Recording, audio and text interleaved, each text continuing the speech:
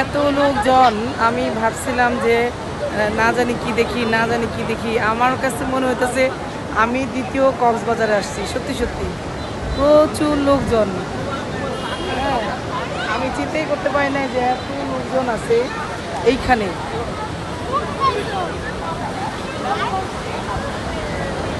অনেক অনেক অনেক প্রচুর লোক।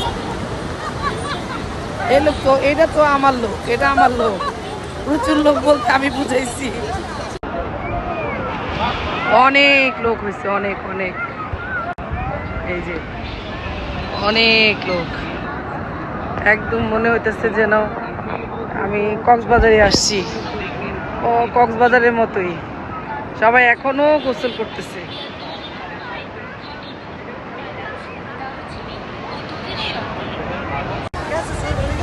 আমার মনে হইতেছে যে আমি কক্সবাজারেই আসছি, একদম সেম ওই রকম।